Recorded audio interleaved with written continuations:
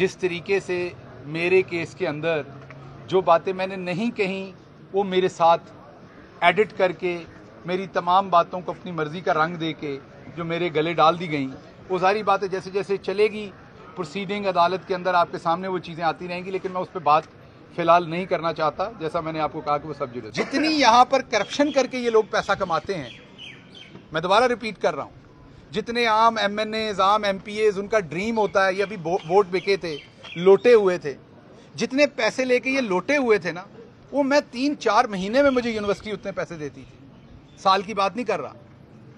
वो सब कुछ छोड़ के मैं इमरान खान के कॉज पर उसके पीछे आके खड़ा हुआ, असल में पाकिस्तान के लिए खड़ा हुआ। असल में जो मैंने देखा कि जिस तरीके से पाकिस्तान को पूरी दुनिया में तनकीद का निशाना बनाया जाता है, पाकिस्तान के बारे में एक नेगेटिव ऑरा था पूरी दुनिया के अंदर, 9/11 के बाद बना। मैंने अमेरिका में रहते हुए उसे देखा, दिल दुखता था उस चीज़ से।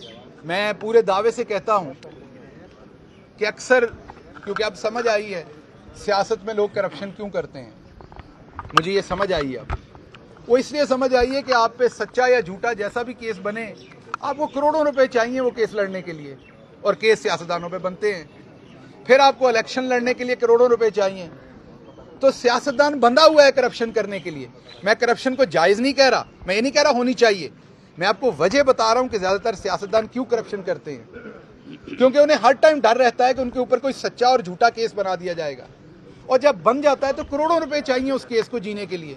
और जो कुछ पिछले चंद दिन से ये इम्पोर्टेड हुकूमत कर रही है, जिस तरीके से मरियम साहबा बाहर गई हैं, वही जो कहती थी मुझे पासपोर्ट ट्रे में रख के भी मिलेगा तो मैं नहीं जाऊंगी, जैसे ही अदालत से उन्हें पासपोर्ट मिला, अगली फ्लाइट पे बैठ के वो फौरन बाहर चली गई हैं।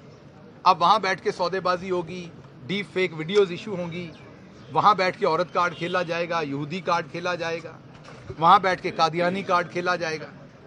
जब तक ये सब कुछ बंद नहीं होगा, सही एहतसाब नहीं होगा। हमारे यहाँ क्या है माजरत, जिसने करप्शन की है उस पर मुकदमे बनते हैं, जिसने नहीं की, हमारे जैसे लोग खड़े हैं ना, बताएं 4 साल हुकूमत में रहे, कोई एक पैसे की करप्शन की है, कोई एक ऐसी चीज आपको मिल जाए कहीं से तो बिल्कुल सामने लाइए।